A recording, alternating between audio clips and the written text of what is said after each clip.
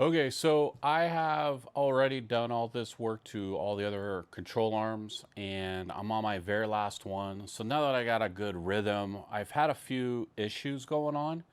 So I wanted to talk to you guys about it. Um, it I had a couple ball joints I installed upside down. I just wasn't paying attention to the orientation, got in a hurry, had to press them out. So just double check you press your ball joints in. The right way so you don't have to press them back out, flip them over. It was kind of a bummer. So anyway, then I had a issue with the Zerks. So when they clear coated this, the same thing is going to happen in powder coating. Most of them didn't. All these Zerks threaded in except for 3. So I had to take a tap, which is a 1/4 by 20 fine thread, I believe it is, and then I had to re-tap the hole. Now, here's my problem. I went through the effort of installing all these bushings, and then I realized I couldn't fit the Zerk. So, I would recommend that you install after you powder coated, then do your ball joints, and then do your Zerks, because a tap needs to run all the way through. And I tried to tap it with this all installed, and it didn't work. So I had to press all these out, which is a pain. Only out of 2, and then I had to completely rethread it. And again, it's nothing fancy, just a little 1/4 by 20 tap. I just took this, I threaded it all the way in, cleaned out the threads from the powder coating, and they threaded in just fine. Once it started to fight me, I just kind of gave up. I took it out, or a couple of them I couldn't get threaded in at all. So I was like, well, I'll just run I'll just run this. I'll run it in, run it out, blow it out with some compressed air, clean it really good, because you don't want those metal shavings in there as it's moving around, or else you're gonna tear up your.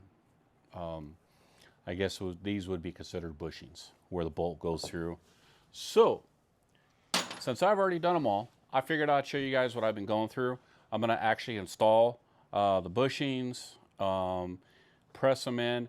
You'll see that maybe they'll press them with my hands. Maybe I'll have to use a tool. I've been using this setup here made by Icon and little 1/2-inch impact. This thing has been awesome. Man, some of them fit perfect. I've had a couple that was a real fighter. So what I'll do first, I'll take a little bit of grease,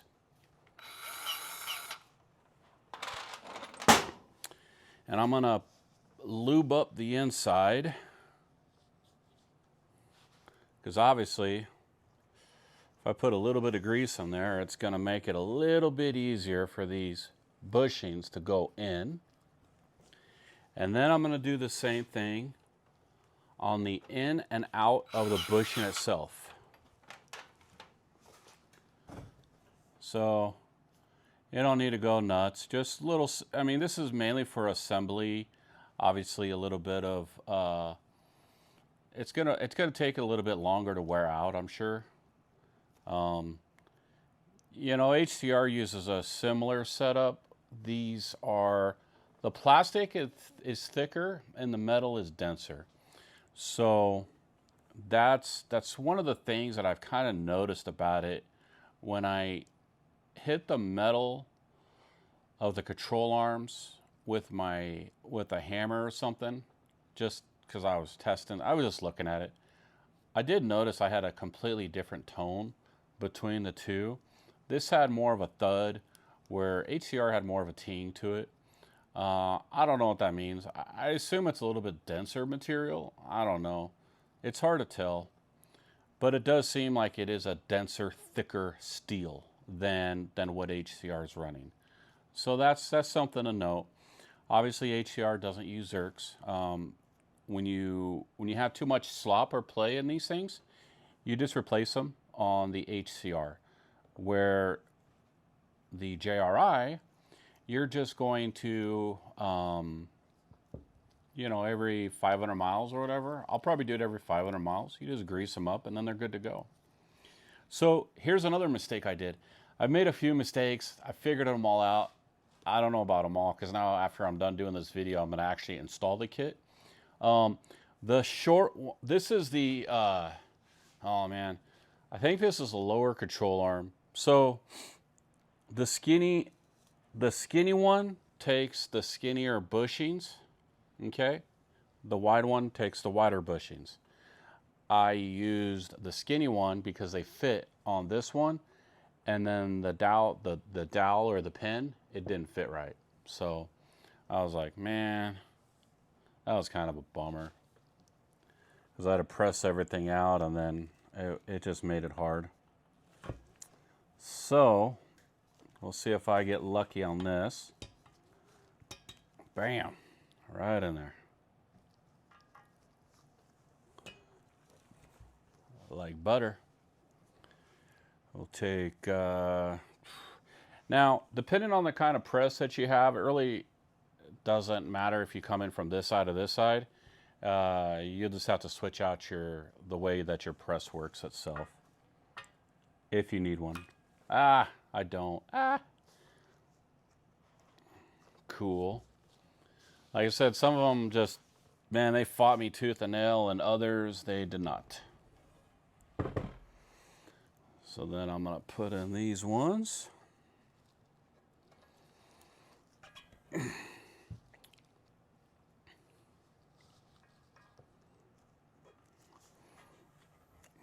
Cool.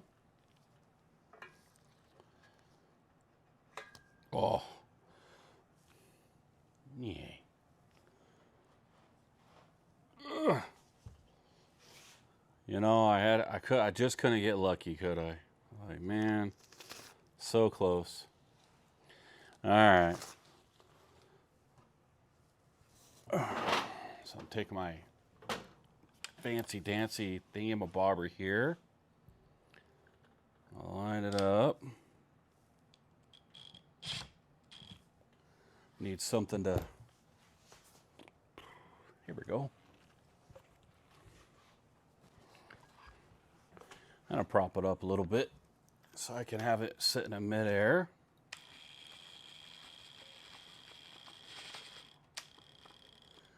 Just kind of making sure it lines up perfect. Bam.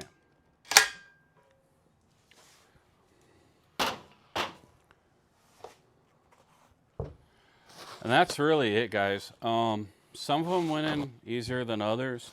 I'm sure the tolerances are so close that, you know, it just kind of depends on, plus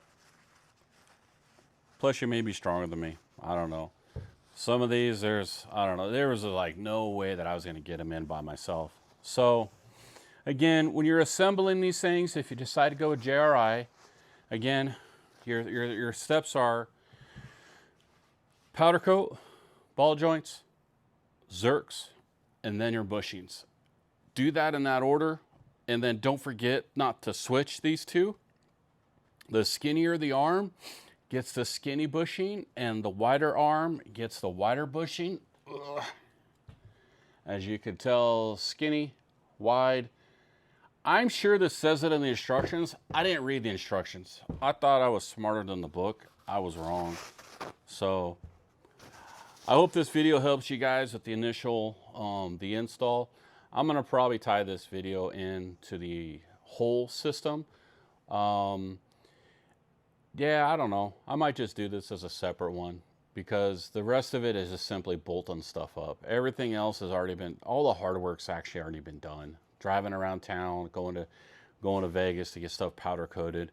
And so I'm definitely happy that I went with clear. Man, these welds look awesome. I think if you paint it, you hide so much. It was like I said on my last video, it was the only regret I had with the HCR. I wish I would have cleared it, because their welds are pretty cool as well. But when I knocked on it, it's more of a thud. It's definitely a denser kind of steel. Now, again, I didn't have any structural issues with the HCR. So, as far as JRI goes, powder coat, ball joints, zerks, fittings, and then make sure that you have handy a 1/4 inch by 20 die, or tap, so you can clean out those threads if you need to while you're putting everything together. I had everything already ready. I measured the thread count before, and so I was ready to go as soon as everything hit the ground. I'm gonna get this sucker installed, hopefully in about a day or so. I might, like I said, I may do an installation video, but I don't know how cool that's gonna be because I'm gonna be all over the place. So we'll see how it goes. I hope everybody has a great day. God bless, and go get them.